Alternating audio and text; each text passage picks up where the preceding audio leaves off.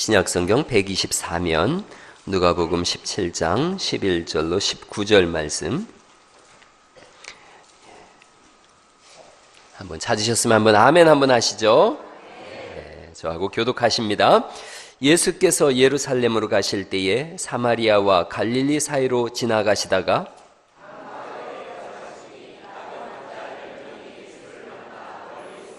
소리를 높여 이르되 예수 선생님이여 우리를 불쌍히 여기소서 하거늘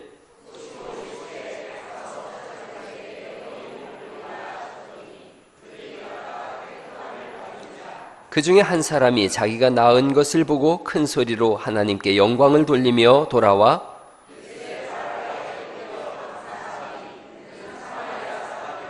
예수께서 대답하여 이르시되 10사람이 다 깨끗함을 받지 아니하였느냐 그 9은 어디 있느냐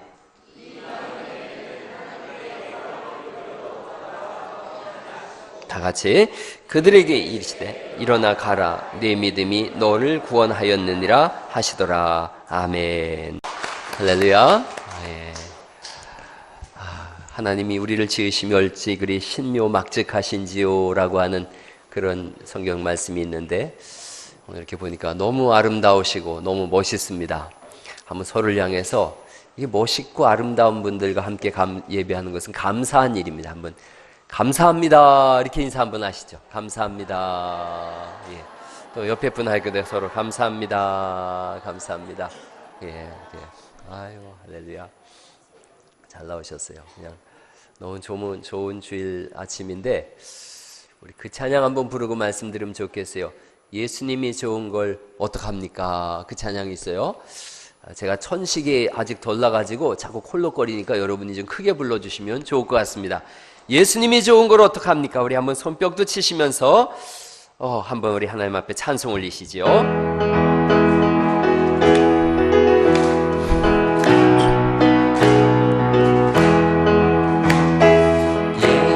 예수님이 좋은 걸 어떡합니까?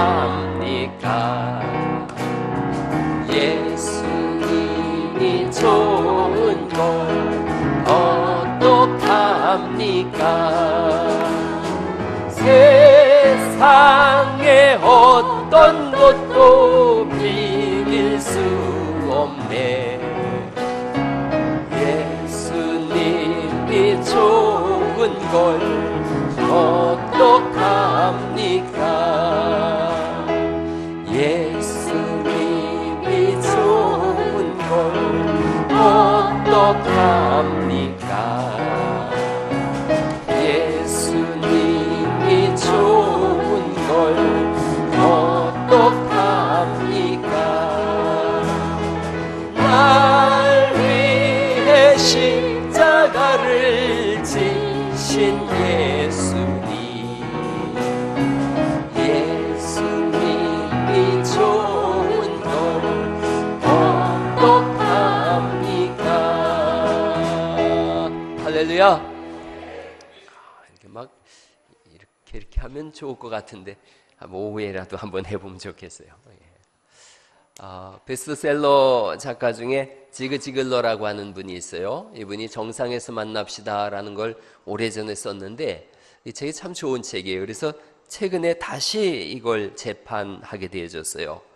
이분이 75살 이 자서전 마지막 결론으로 그런 고백을 했습니다. 모든 것은 감사뿐이었다.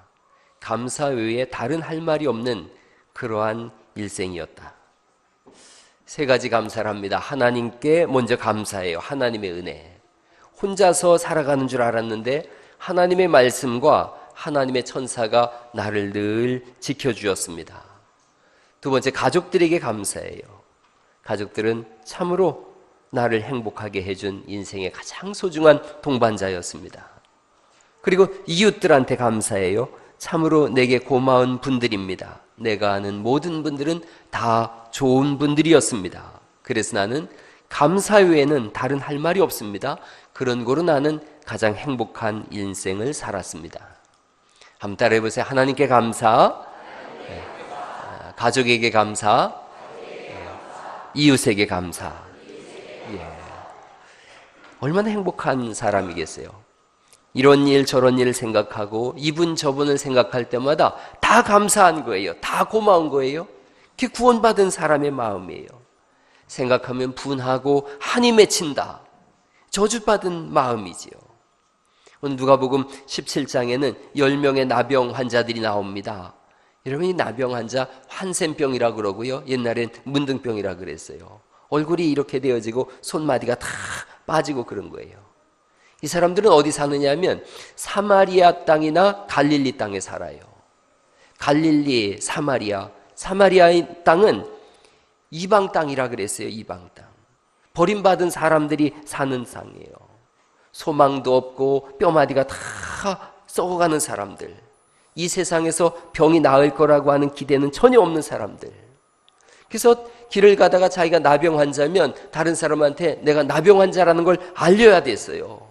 그 알리는 방법이 옷을 찢어야 됐어요. 그냥 좋은 옷을 못 입고 다니는 거예요. 옷을 찢어야 됐고 머리를 다 밀어야 됐어요. 그래서 멀리서 봐도 저 사람 나병 환자구나 금방 알아야 됐어요. 그럼에도 불구하고 또 어두워지면은 자기가 나병 환자인지를 모를까봐 입으로다가 입술을 가리키면서 나는 부정한 사람입니다. 가까이 오지 마세요. 이게 어떤 얘기냐면 나는 저주받은 인생이니까 가까이 오지 마세요라고 외쳐야 됐어요. 왜냐하면 이 사람들이 정상인 사람들한테 이렇게 몸에 부딪히기라도 하는가 몸에 닿으면 돌에 맞아 죽어야 되는 그런 운명이었어요. 10명의 문둥병자들 다 외면되어지고 소외받은 사람들이에요.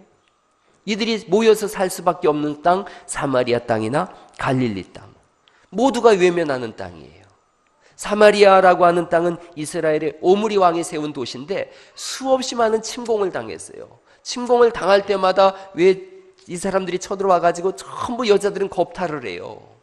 그래서 사생아들이 막 태어났어요.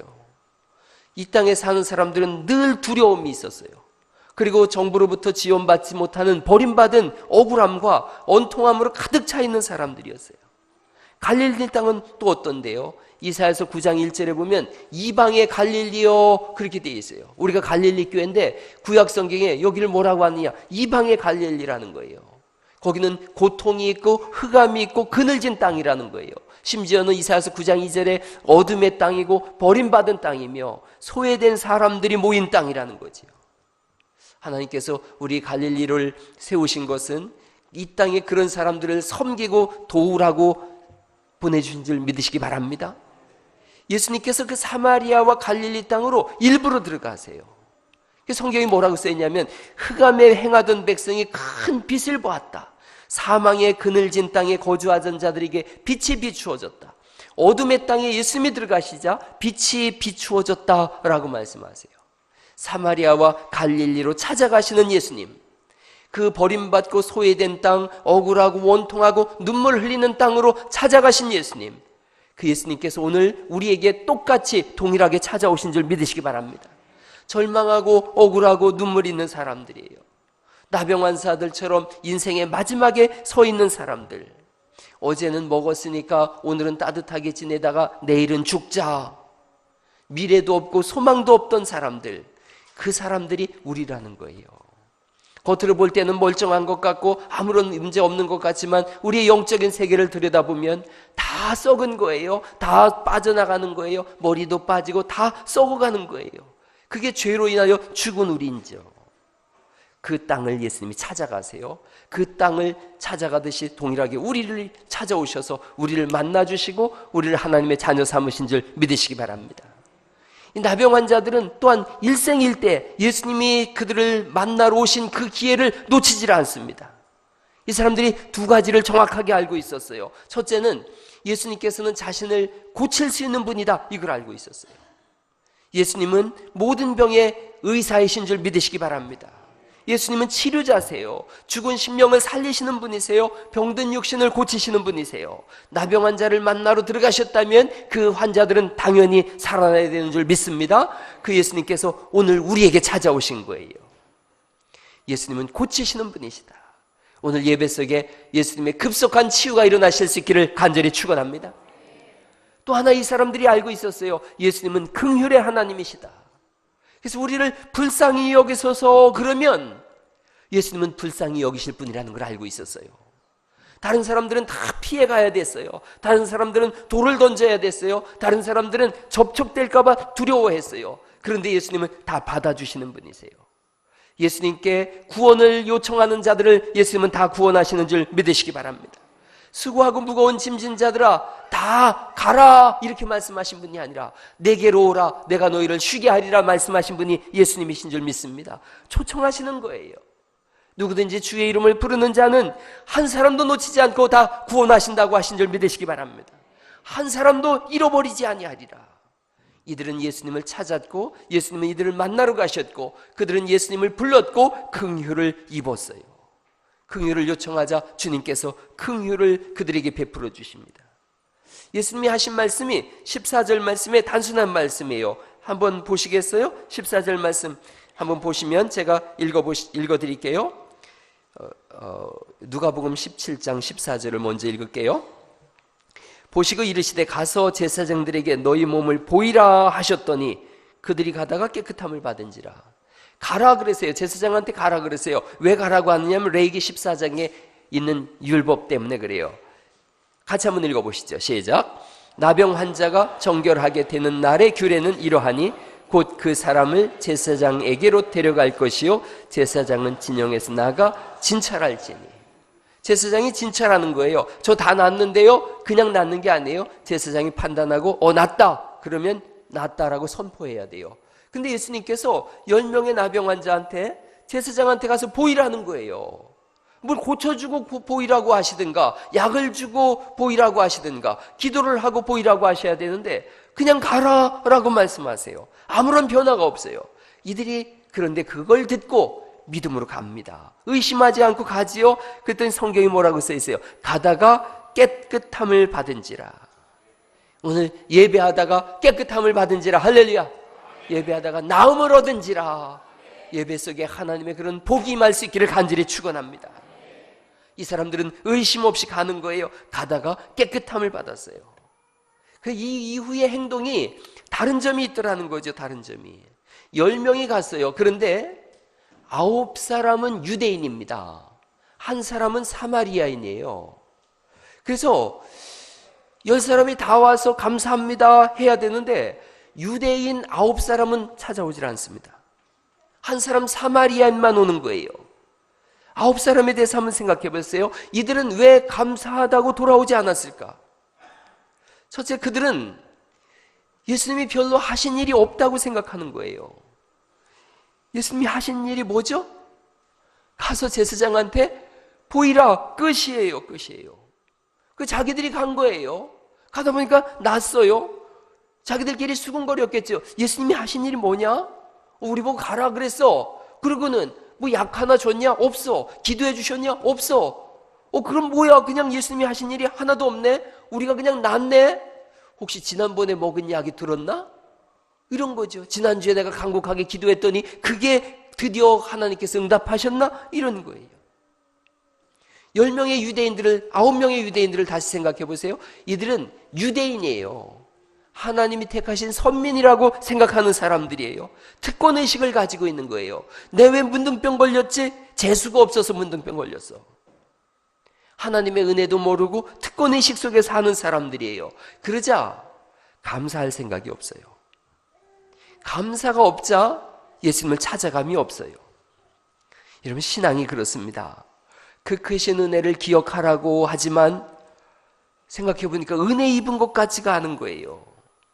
예수님을 믿고 당장 천국이 보이는 것도 아니고 물질적인 보상이 이루어지는 것도 아니고 무슨 뭐 복덩어리가 뚝 굴러 떨어지는 것도 아니고 몸이 아픈데 낫는 것도 아니고 그저 늘 와서 교회 와서 듣는 말이라고는 예수님이 너를 위해 죽었다, 너를 구원하셨다. 현실감이 없더라는 거지요. 예수님이 하신 일이 무엇인지를 정확하게 모르는 거예요. 현실감이 없는 거예요. 나를 위해서 하신 일이 뭐야? 아무것도 없잖아. 이 9명의 문둥병자처럼 가라 그러고 끝이잖아. 우리를 위해서 죽으셨대, 우리를 구원하셨대. 그 내 삶 속엔 뭐지? 뭐 일어난 일이 없는 거예요. 중국의 최고의 의사 중에 한 분이 편작이라고 하는 분이 있다는 거 여러분 들어보셨죠?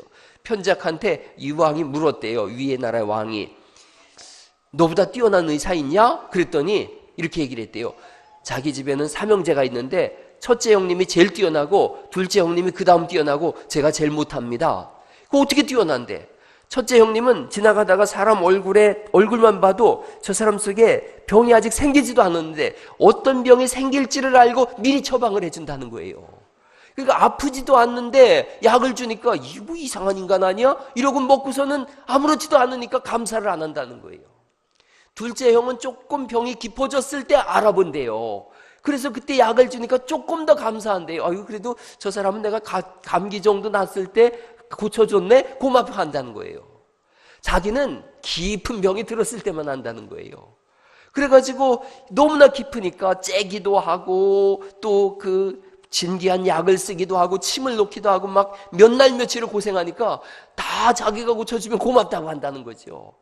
그래서 형님이 큰형님, 둘째 형님 자기가 제일 못하다는 거죠.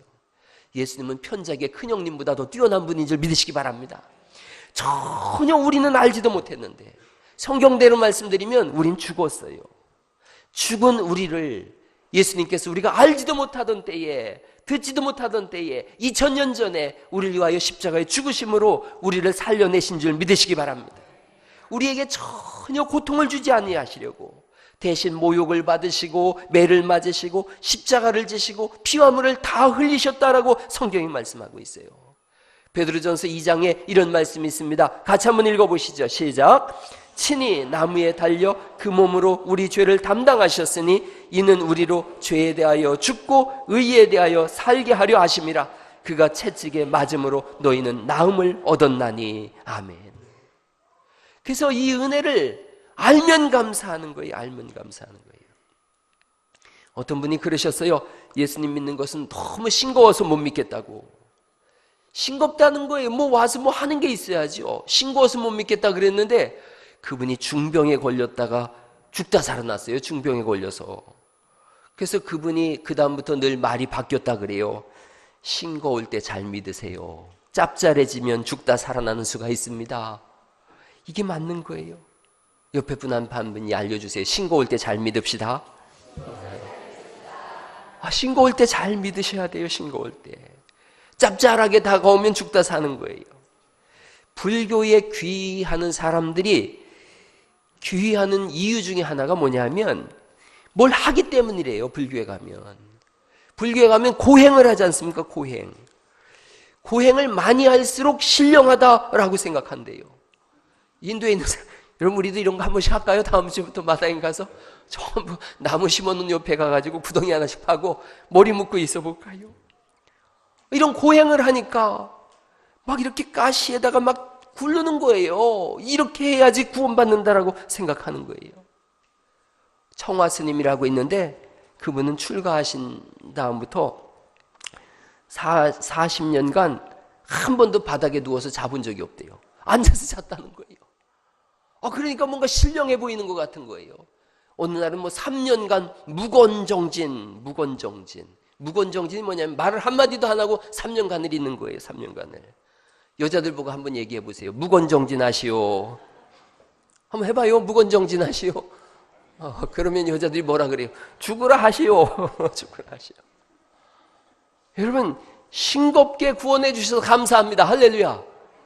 싱겁게 구원해 주신 거예요. 맹맹하게 구원해 주셔서 감사한 거예요. 짭조름하게 화끈하게 구원하셨다. 그럼 우리가 죽다 사는 거예요.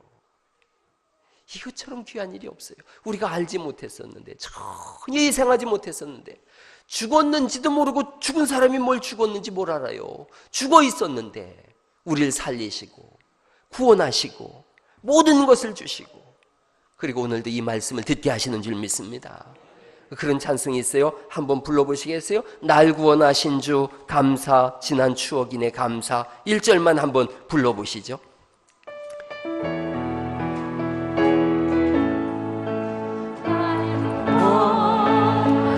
주 감사, 모든 것 주심 감사, 지난 추억이네 감사, 주 내 곁에 계시네, 향기로운 봄철에 감사, 외로운 가을 날 감사,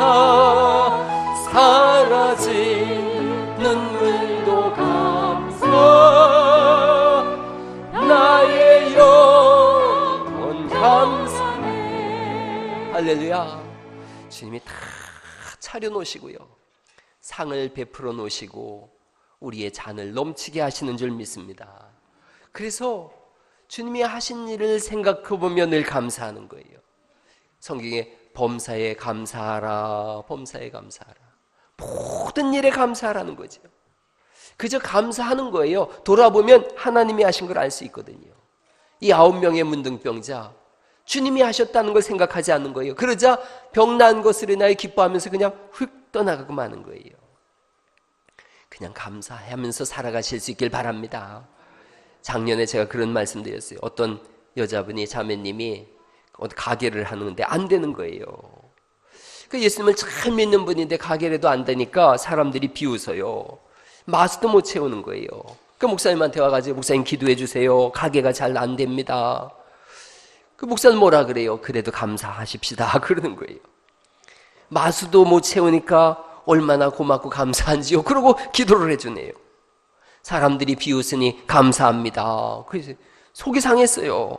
며칠 뒤에는 그나마 넘어져가지고 팔이 부러졌네요. 가게도 잘 안 되는데, 마수도 못 채웠는데, 사람들은 비웃는데 팔까지 부러졌어요. 목사님한테 와가지고 목사님 기도해 주세요. 목사님도 기도하는 거예요. 이 목사님이 좀 답답한 사람인가 봐요. 하나님, 마수도 못 채우고 또 사람들도 비웃고 가게도 잘 안 되고 팔까지 부러졌으니 감사합니다. 승질나죠. 화가 나죠. 오늘날 같으면 당장 교회 옮기겠다 그러지요. 신앙이 좋은 분이에요. 그냥 꾹 참고 갔어요. 꾹 참고 갔어요.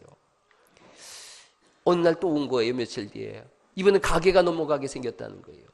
마수도 못 채우고 하니까 가게가 넘어가게 생겼어요. 가게 넘어가게 생겼습니다 그러는 거예요. 또 기도하는 거지요.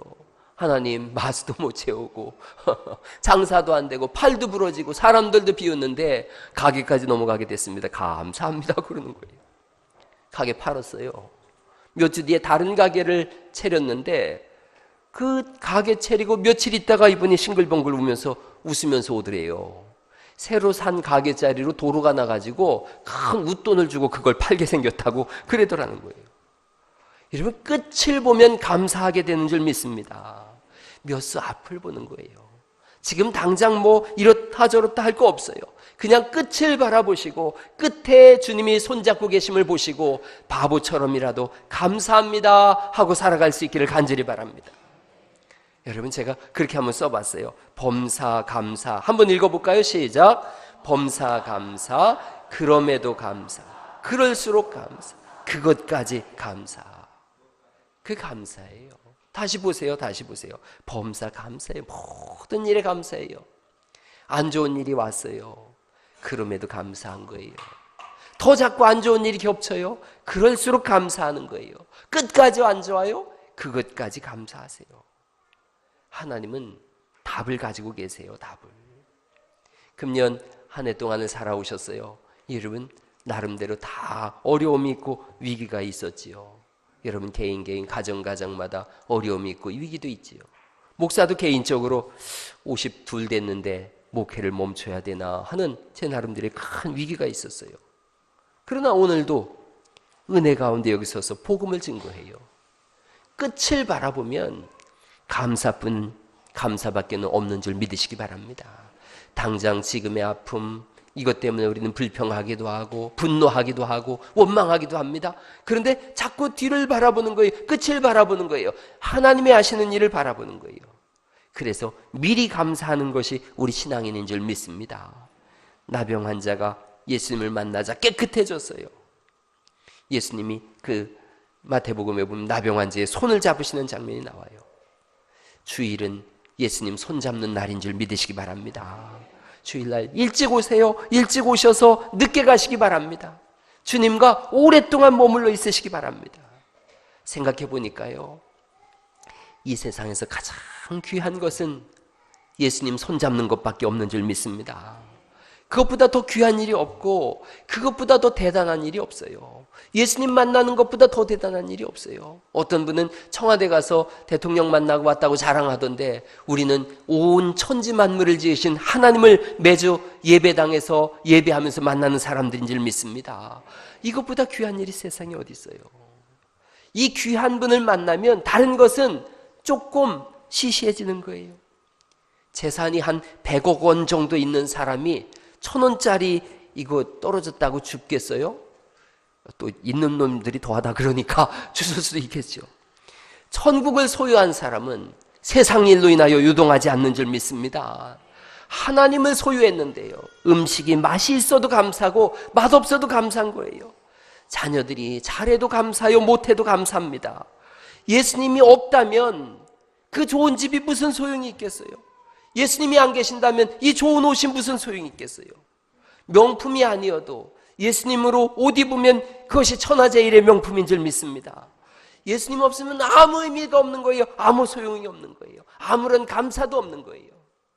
예수님 계시기에 이래도 좋고 저래도 좋고, 사도 바울처럼 비천에 처할 줄도 알고 풍부에 처할 줄도 알고, 다 좋은 거예요. 비 오면 비 오는 대로, 눈 오면 눈 오는 대로, 가을이면 가을인 대로, 추우면 추운 대로, 기도 응답되면 응답되는 대로 감사요, 안 되면 안 되는 대로 감사한 줄 믿습니다. 그리스도에는 감사밖에 없는 거예요. 그 찬송 2절 한번 불러봐요. 응답하신 기도 감사. 거절하실 때는 거절하신 이유가 있는 거예요. 거절하신 것 감사. 한번 불러보죠.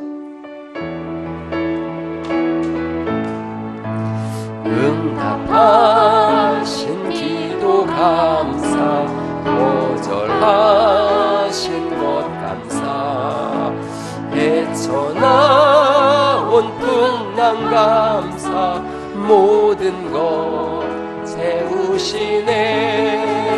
아픔과 기쁨도 감사, 절망 중 위로 감사, 측량 못할 은혜 감사, 크신 사랑 감사해. 아멘. 할머니가 복권 샀는데 1등 당첨됐어요. 그래서 이거 50억 당첨됐는데 알려주면 바로 놀래서 죽을까봐 신부님한테 대신 전해주라 그랬대요. 그랬더니 신부님이 가가지고, 할머니 복권 당첨되면 뭐 할 거야? 한 50억 당첨되면? 그랬더니 할머니가, 이 나이에 뭐 하겠어요? 신부님 드릴게요. 신부님이 죽었대요. 여러분, 세상에서 성도가 좋을 일이 뭐가 있어요? 놀랄 일이 뭐가 있어요? 예수님 한 가지로 좋고 놀라는 것밖에 없는 줄 믿습니다. 예수님으로만 우린 놀라고 예수님만은 좋은 거예요. 장로님 한 분이 암에 걸렸어요.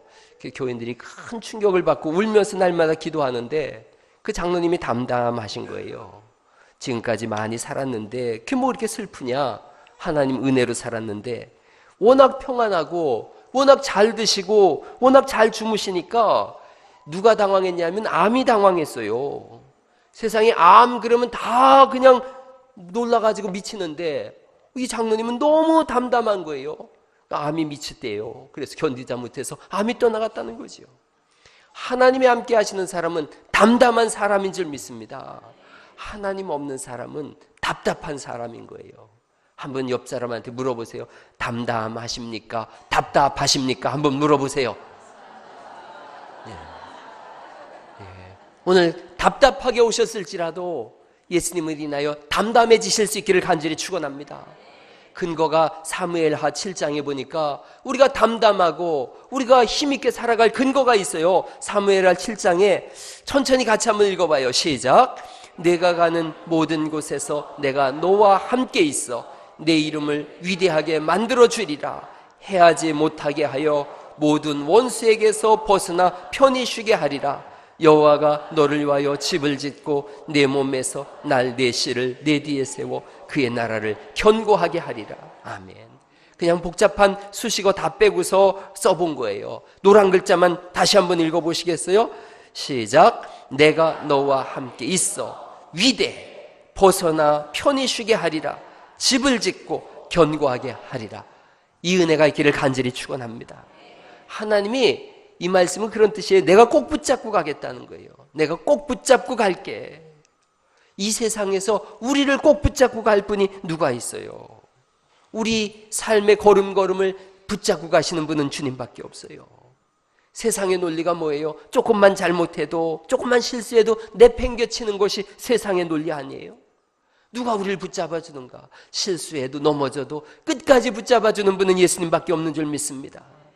수술할 때 보니까 수술실 문 앞에 아무도 못 들어오게 하더라고요. 아내가 들어가고 싶다 그래도 못 들어오게 해요. 수술 받을 때 수술실에 동행할 분이 누군가? 예수님밖에 없어요. 여러분, 인생의 숨이 다 끝나갈 때에 끝나면 냉동실에 들어가요. 냉동실에 들어갈 때 자기 손 부인 꼭 붙잡고서 여보 미안한데 여기 춥고 무서워 같이 들어갑시다. 부인이 뭐라 그래요? 의사 선생님 아직 덜 죽었어요 그러죠. 그 냉동실에 누가 들어가요? 주님이 함께 들어가서 우리 영혼을 끌어안고 영원한 하나님 나라로 올라가게 하시는 줄 믿습니다.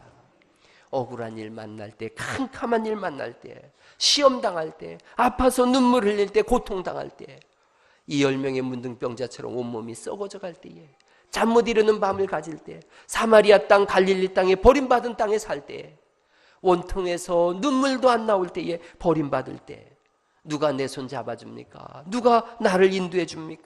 누가 내 죄를 사해 주십니까? 이사야서 41장의 10절에 이런 말씀이 있습니다. 같이 한번 읽어보시죠. 시작. 두려워하지 말라. 내가 너와 함께 함이라. 놀라지 말라. 나는 네 하나님이 됨이라. 내가 너를 굳세게 하리라. 참으로 너를 도와주리라. 참으로 나의 의로운 오른손으로 너를 붙들리라. 꼭 붙잡고 영원한 하나님 나라까지 인도하시는 분은 예수님이신 줄 믿습니다. 그런 찬송 아시죠? 내 인생 여정 끝내어 강 건너 언덕 이를 때 하늘 문 향해 말하리 예수 인도하셨네 매일 발걸음마다 예수 인도하셨네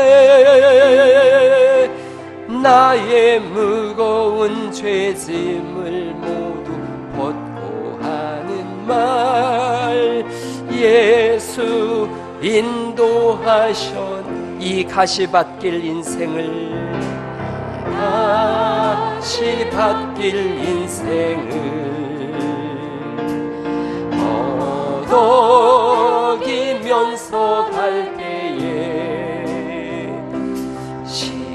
시험과 환난 많으나 예수 인도하셨네 매일 발걸음마다 매일 발걸음마다 예수 인도하셨네 나의 무거운 죄짐을 모두 벗고 하는 말 예수 인도하셨네 내 밟은 발걸음마다 밟은 발걸음마다 주 예수 보살피시사 승리의 배가 부르며 주를 찬송하리라 매일 발걸음마다 예수 인도하셨네 나의 무거운 죄짐을 모두 벗고 하는 말 예수 인도하셨네 예수님 인도하십니다. 여러분 이 문둥병자들 이 나 환자들 얼마나 고단해요. 가시밭길을 걸어가는 것 같은 인생이에요. 그 끝을 예수님이 인도하세요. 그래서 감사한 거예요.